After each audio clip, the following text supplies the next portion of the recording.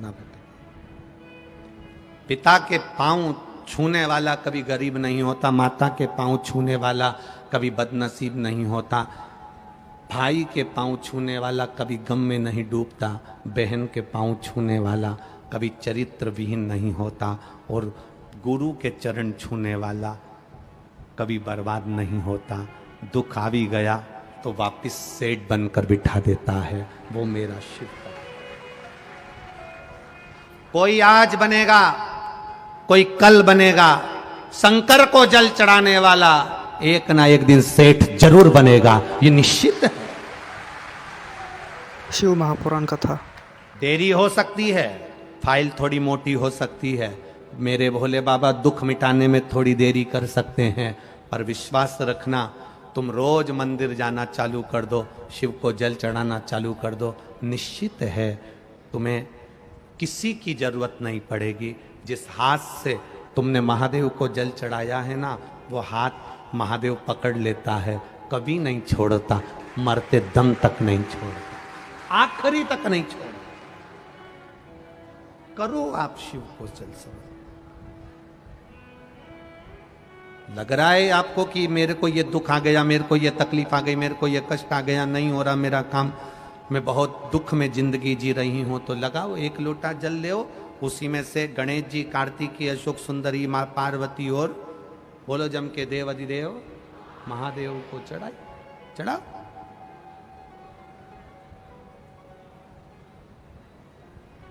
समर्पित करो।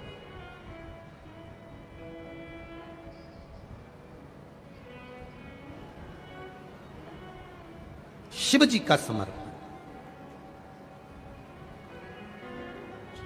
संत एकनाथ जी का परीक्षा भगवान भोलेनाथ जी ले लिए, परीक्षा लिए, गधे के रूप में आकर परीक्षा ले। आता है समय,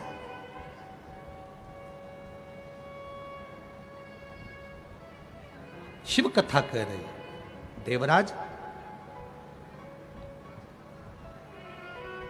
प्राण छोड़ रहा है, शिवजी उसको नंदी पर बिठा कर ले जा रहे हैं। देवराज ने केवल एक प्रश्न किया भगवान शिव जी से कि मैंने आज तक शंकर के मंदिर नहीं गया, आज तक मैंने भगवान शिव की भक्ति नहीं करी, आज तक मैंने महादेव को एक लोटा जल नहीं चढ़ाया। फिर महादेव ने कैसे सुन लिया। भरोसा, विश्वास, दृढ़ता अगर महादेव पर रखी है ना, टूटने नहीं देगा। आप जिस विश्वास के साथ कथा सुनने आए हो ना, यहाँ से जब जाओ भूमि को प्रणाम कर कर जाना, उस रज पर जिस पर तुम कथा सुन रहे हो उसको सिर से लगा कर जाना, कह कर जाना 7 दिन संभाजी नगर में कथा सुनने आई हूँ बाबा, झोली खाली लाई हूँ, 3 महीने में भर देना, दूसरे पंडाल में फिर कथा सुनने जाऊंगी। ये कृपा हो, ये करूँ।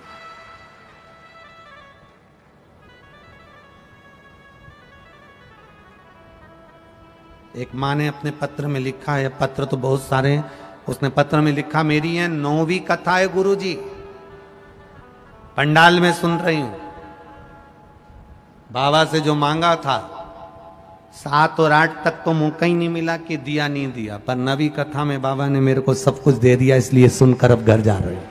ये शिव तत्व है।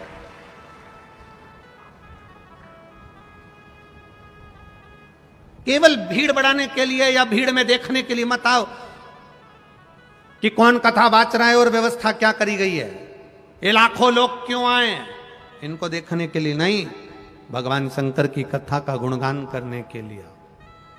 जितनी देर बैठो उतनी देर इस दिल को शिव से जोड़ लो। श्री शिवाय नमस्तु। जब भजन के बाद आप और हम श्री शिवाय नमस्तुभ्यम बोलें, बीच में जगह मिले तब अपने दिल से कह देना तेरी कथा इसलिए सुन रही हूं, तू कृपा कर देना। बस कथा स्थल भी ऐसी जगह मिला है, इधर कृष्णेश्वर महादेव हैं, इधर संत एकनाथ जी का पेठण है, पीछे रेणुका देवी बैठी हैं, सामने दूसरे महादेव बैठे हैं, चारों तरफ वही वही बैठा हुआ है, अपन बीच में बैठकर कथा सुन रहे हैं। चारों तरफ से कृपा हो, चारों तरफ।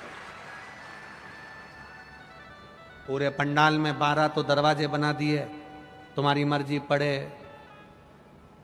जहां से निकल जाओ, तुम मन पड़े जहां से आ जाओ। शिव कथा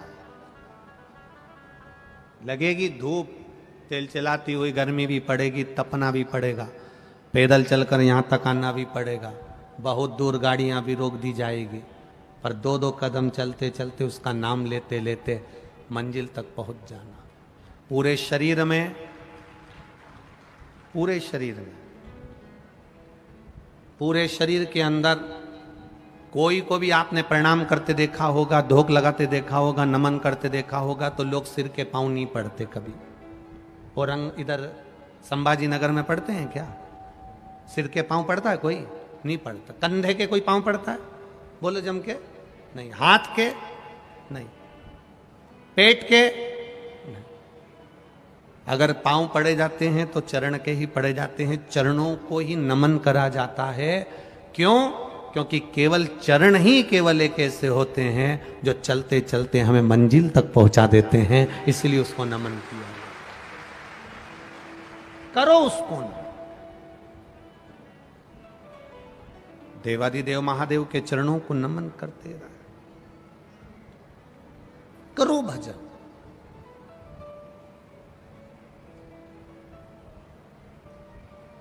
पहले डाकघर होते थे, खूब होते थे। आज अदालत होती है, कचहरी होती है। एक एक कचहरी में, एक एक अदालत में 10-10 जज बैठते हैं, ढेरों वकील बैठते हैं। पहले डाकघर होते थे, गांव में भी डाकघर होता था, तो एक व्यक्ति 2 व्यक्ति चिट्ठियों को इकट्ठा करता, पत्र को इकट्ठा करता और घर घर भेज देता था। डाकघर प्रेम का प्रतीक होते थे, क्योंकि लोग पत्र लिखते थे, पत्र जाता था, आंख में आंसू आता था, याद किया जाता था।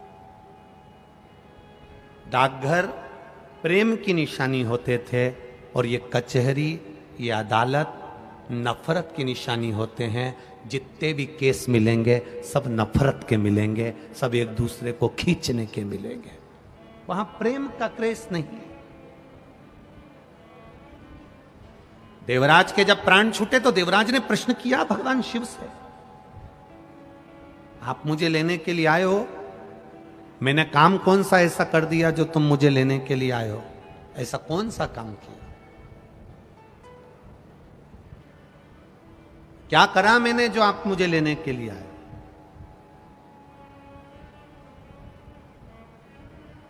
विषम परिस्थिति में भी अगर 2 रोटी अच्छी भगवान खाने को दे तो भगवान को धन्यवाद देना कि मैंने कौन सा पुण्य करा होगा जो मुझे 2 रोटी दे रहा है। पति का काम नहीं चल रहा, घर में नौकरी नहीं, सर्विस नहीं, धंधा नहीं, दुकान नहीं, किराए के मकान में रह रही हूं, तो भी तू मुझे 2 रोटी खाने को दे रहा है। पूर्व में ऐसा कौन सा पुण्य करा होगा महादेव? भगवान को धन्यवाद देना। आज अगर विषम परिस्थिति में भी तुम मुझको 2 रोटी दे रहा है, विषम परिस्थिति में भी आप भगवान शंकर को धन्यवाद दे रहे हो, विषम परिस्थिति में भी वो 2 तुमको रोटी खाने को दे रहा है, विषम परिस्थिति में भी तुम भगवान शंकर को धन्यवाद दे रही हो, तो याद रखना वो विषम परिस्थिति को भी सम कर देगा, और कब तुम्हें अपने मकान में लाकर बिठा दे कोई भरोसा नहीं। करो भजन, करो भक्ति।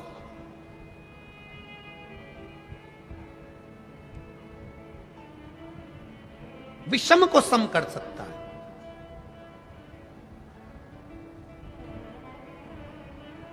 देवता का काम है तुम्हारे भाग्य में लिखा हुआ देना, वो देगा। 33 कोटि देवता तुम्हारी किस्मत में जो लिखा है वो देंगे। 33 कोटि देवता का काम है तुम्हारा भाग्य लिखना, पर केवल एक महादेव का काम है तुम्हारे भाग्य को बदल देना।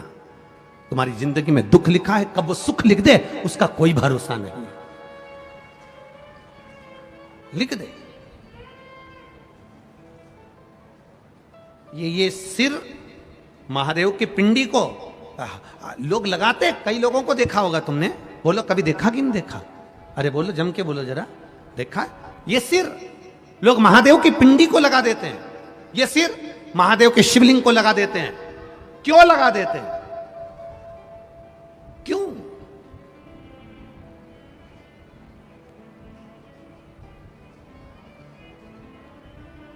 किस लिए?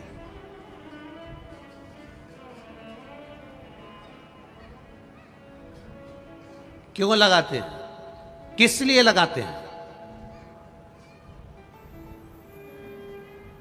ये ललाट पर जो दुख लिखा है, ललाट पर जो भाग्य में तकलीफें लिखी हैं, किस्मत में जो लिखा है, बेकार कुछ लिख दिया। शिव के शिवलिंग को ये शीश लग जाए, महादेव का स्पर्श मात्र हो जाए, ललाट पर लिखा उल्टा भी सुल्टा हो जाता है, सीधा हो जाता है।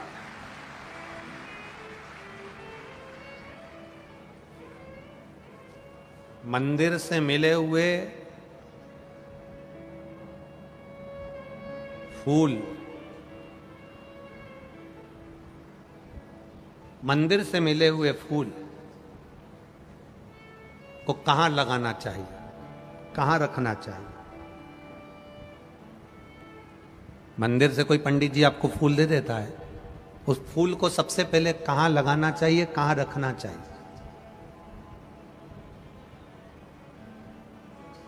मंदिर गए, पंडित जी खुश हो गए, ब्राह्मण देवता प्रसन्न हो गए, उन्होंने मंदिर में से तुम्हें फूल उठाकर दे दिया।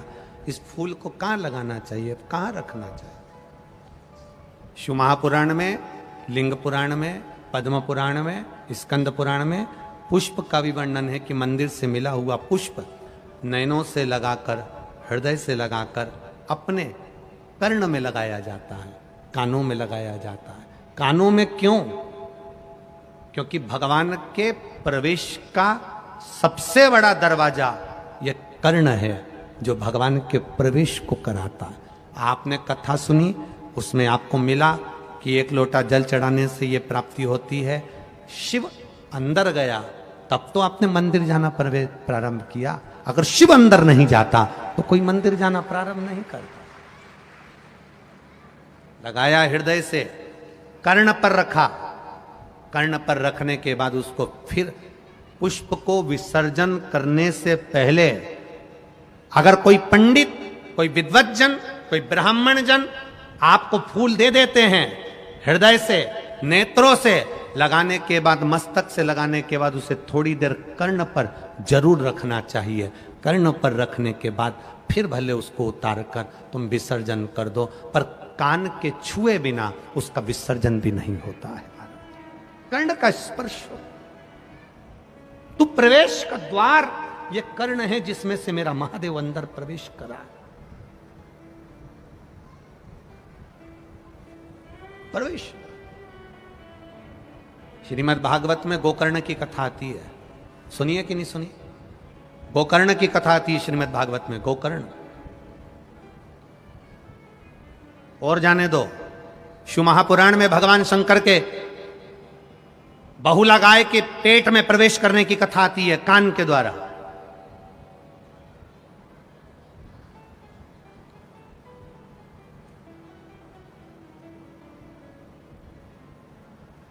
स्त्रियों को सबसे ज्यादा सुंदर आभूषण पहनने की अगर सुंदरता लगती है तो वो कान में ही लगती है। कभी तुमने सुना 16 संस्कार में एक संस्कार है कर्ण छेदन संस्कार? कौन सा? कर्ण छेदन। कान को छेदा जाता है। क्यों छेदा जाता है? किस लिए? क्या जरूरत पड़ गई इस कानों को छेदने की? क्या जरूरत पड़ गई इन कानों में पिन लगाने की? क्या जरूरत पड़ गई इन कानों को छेद करने की? एक लड़की की शादी करने से पहले उसके कानों को छेद दिया जाता है। बाल्यावस्था में कन्या को, बेटी को कानों में छेद दिया जाता है। कानों में छेद।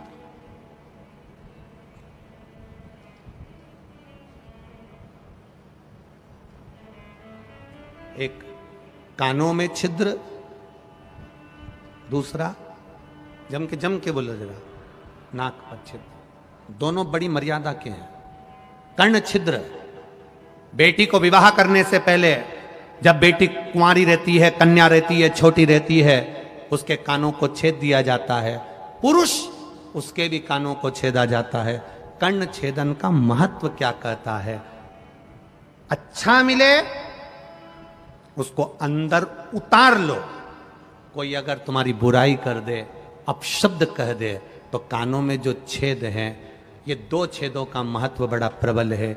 एक छेद अच्छाई को लेने के लिए है, दूसरा छेद जिसमें कुंडल डाले हैं, ये छेद जब कोई बुरा बोले तो उस छेद में से बाहर निकालने के लिए है, ये अंदर प्रवेश के लिए नहीं।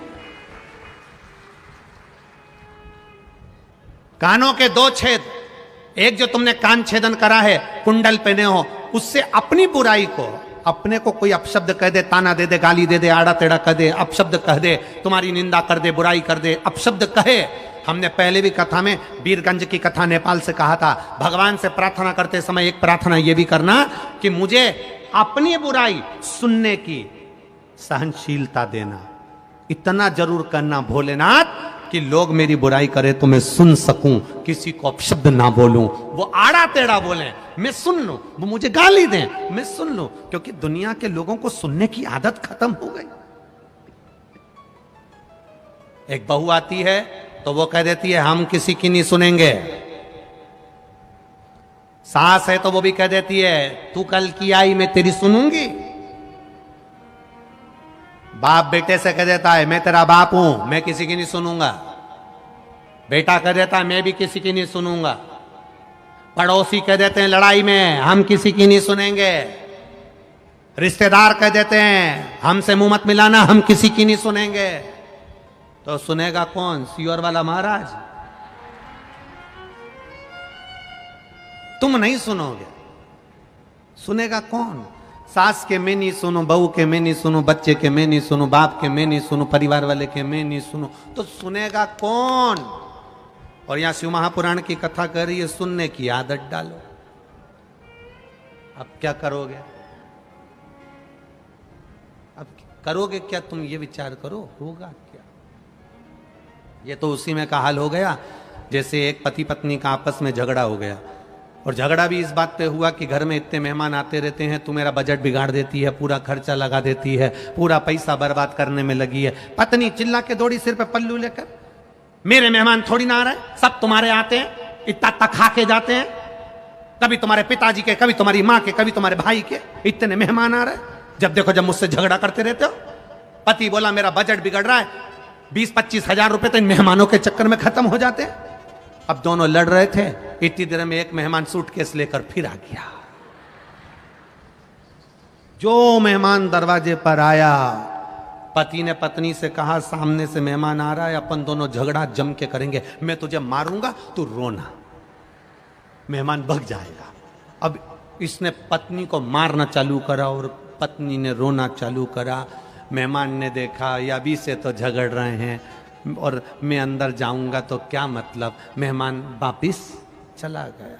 मेहमान दरवाजे से वापिस गया। बाहर जाकर मेहमान ने सोचा हो सकता है थोड़ी देर बाद झगड़ा बंद हो जाए। फिल्म का एक एपिसोड तो देखा है, दूसरा भी देख ही लूं। तो वो पीछे के दरवाजे से अंदर आ गया। पति पत्नी से बोला मैंने तुझे मारा ही नहीं। पत्नी बोली मैं भी रोई नहीं। मेहमान पीछे से बोला मैं गया ही नहीं।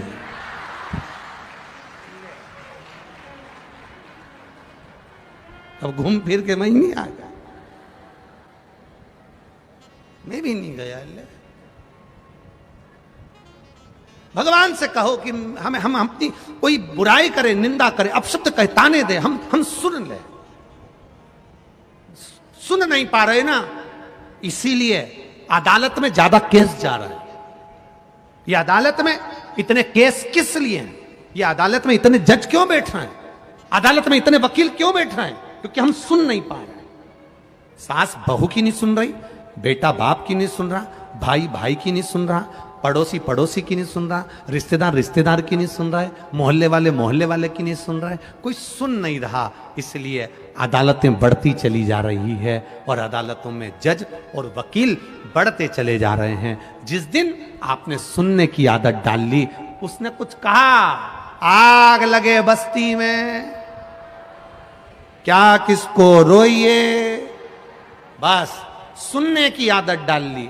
फिर कोई दिक्कत नहीं है। अब बोले तो बोलने दो। अपन बड़ी मस्ती में मंदिर जा रहे हैं शिव जी के, कोई कुछ बोल रहा है, शंकर जी की आराधना कर रहे हो, मंदिर जा रहे हो, लोग तुमसे कहेंगे क्यों सीहोर वाले महाराज के चक्कर में पड़ी हो, क्यों मंदिर जा रही हो, जल चढ़ाने से क्या होता है, झाड़ू लगाने से क्या होता है, पोछा लगाने से क्या होता है, 5 जगह पर जल चढ़ाने से क्या होता है। लोग कहेंगे एक ही जगह पे जल चढ़ा दो। लोग कहेंगे कहां पर लिखा है, कौन सी पुराण में लिखा है, महाराज तो बेवकूफ बना रहा होगा, ये कर रहा होगा, वो कर रहा होगा। दुनिया के लोग तुम्हारे विश्वास को तोड़ने का काम करेंगे, पर अगर आपने शिव महापुराण पर भरोसा करा है, विश्वास करा है, तो 5 जगह पर जल चढ़ा कर देखना, महादेव सामने खड़ा है। कहेंगे लोग श्री शिवाय नमस्तुभ्यं मंत्र ही नहीं, लोग कहेंगे कहां लिखा, उनको बता देना शिव पुराण में लिखा। काली मिर्ची क्यों चढ़ाए, उनको बता देना शिव पुराण में लिखा। बेलपत्री क्यों चढ़ाए, शिव पुराण में लिखा।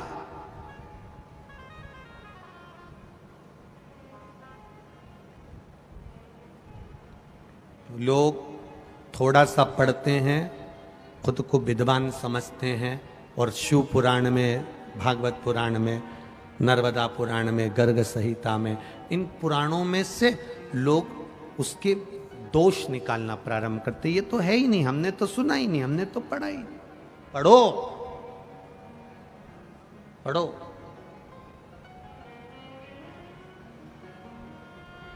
शिव मंदिर जाना तो विश्वास के साथ जाना, दिखावे से नहीं। कई लोग मंदिर जाओगे तो मंदिर जाते जाते टोकेंगे, क्या करोगे शंकर जी के मंदिर जाकर, क्या होगा 1 लोटा जल चढ़ाने से, क्या होगा पशुपतिनाथ के व्रत करने से। पशुपतिनाथ के व्रत करने से क्या होगा, ये इतने पत्र पहले दिन ही आ गए हैं कथा में, 7 दिन में तो स्टेज भी छोटा पड़ेगा, मुझे ऐसा लगता है। ये पत्र क्या होता है पशुपति व्रत करने से, क्या होता है शिव जी पर जल चढ़ाने से, ये सारे पत्र यहीं रहेंगे, यहीं सारे पत्र यहीं रहेंगे। और जिनको संशय हो, जिनको शंका हो, इन पत्रों में मोबाइल नंबर तक रहता है, फोन लगाओ, पूछो, बात करो, पूछो इनसे क्या दिया शंकर ने, आपने विश्वास किया और उसने दिया, देने में कमी नहीं रखी।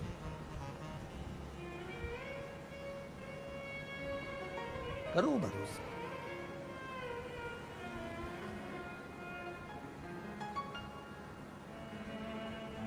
उसका किया गया भजन कभी खाली नहीं जाता, कभी खाली नहीं जाता। इसीलिए शिव कथा कहती है, हमारा वर्णन करता, आप करो उसका स्मरण।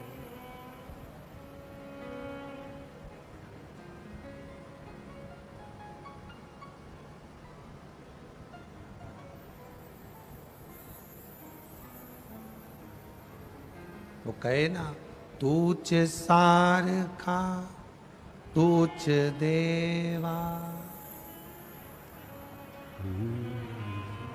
तुला कुणाचा नाही है, वेलो वेली संकटा तुनी तारसी मानवा, केशवा माधवा तुझा नामात रे भोलेवा। तेरे चरणों की भक्ति, तेरा चरणों का स्मरण, तेरी करी गई भक्ति दृढ़ हो, दृढ़। देवराज ने पूछा, मैंने कौन सा पुण्य करा था जो मुझे शंकर के धाम लेकर जा रहे हो। भगवान शिव के गण बोले, तेरी माता रोज शंकर जी के मंदिर में जाकर 1 लोटा जल चढ़ाती थी। घर का एक व्यक्ति भी अगर शिव के मंदिर में 1 लोटा जल चढ़ा रहा है तो वो 7 पीढ़ी नहीं 71 पीढ़ी को पार लगा रहा है। 1 लोटा जल शिव को समर्पित करने वाला 71 पीढ़ी को पार लगा।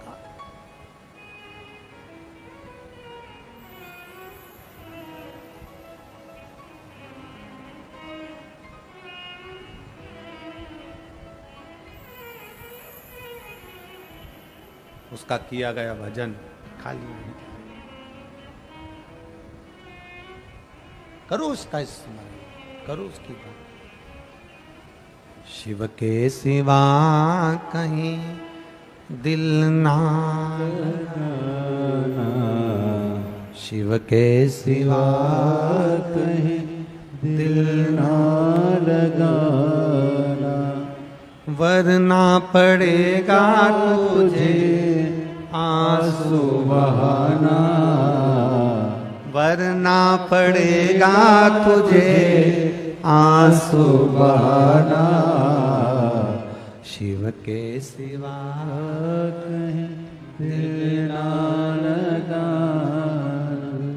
शिव के सिवा कहीं दिल ना लगाना।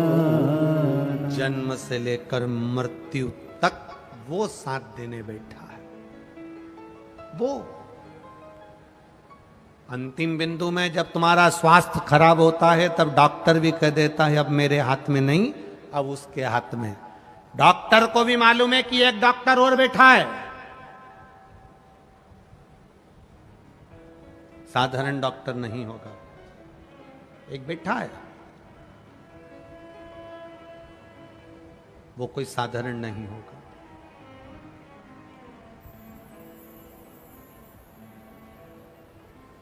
करो भजन शिव का, करो स्मरण शिव का।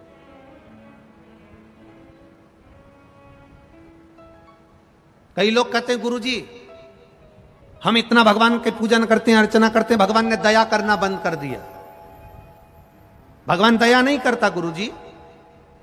हम कहते हैं भगवान ने दया करना बंद नहीं करा है, तुमने भगवान पर विश्वास करना बंद कर दिया, इसलिए उसने दया करना बंद कर दिया।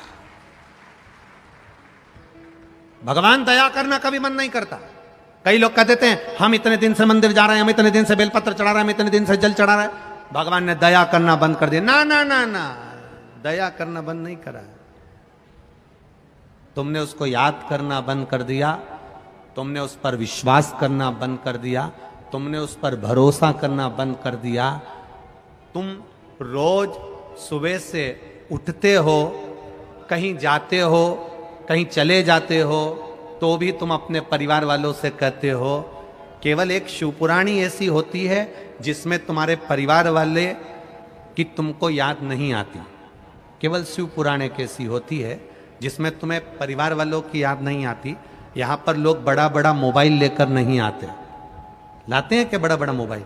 यहां इसलिए बड़ा मोबाइल लेकर नहीं आते, कोई लेके चले गया तो कितनी विरक्ति है।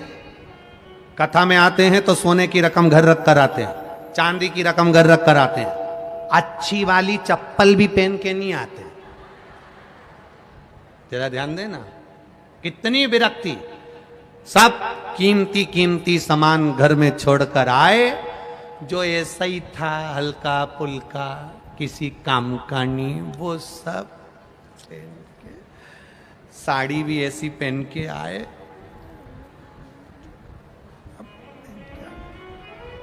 बस अब शंकर जी की कथा में आए तो तुम अब परिवार को याद नहीं कर रहे, परिवार को याद नहीं करते। बद्रीनाथ जाओ और बद्रीनाथ में जब खड़े रहो और घर से फोन आए और तुम फोन लगाओ तो लोग कहते हैं मुझे बहुत छोरा की याद आ रही है, मुझे बेटी की याद आ रही, मुझे बेटे की याद आ रही। एक बार मुंह से नहीं निकला कि मैं केदारनाथ जी का दर्शन करके बद्रीनाथ आई हूं, तब से मेरा दिल नहीं लग रहा, मुझे केदारनाथ की याद आ रही है। एक के मुंह से नहीं निकला। ये बाजू में कृष्णेश्वर महादेव बैठे हैं, 12वें नंबर का ज्योतिर्लिंग तुम्हारे छत्रपति संभाजी नगर के पास में 12वें नंबर का ज्योतिर्लिंग कृष्णेश्वर महादेव विराजमान है, पूर्ण ज्योतिर्लिंग विराजमान है। कितने लोग हैं जो कभी कभी अपने रिश्तेदार को फोन लगाकर कह देते हो, तुम अपने परिवार वालों से तो कहते, पति पत्नी से कहता मुझे तेरी याद आ रही, पत्नी के मुझे तुम्हारी याद आ रही। कभी एक बार तुमने महादेव को कहा भोलेनाथ मुझे तेरी याद आ रही, बहुत दिन हो गए रे कृष्णेश्वर महादेव, बहुत दिन हो गए, कब बुलाएगा?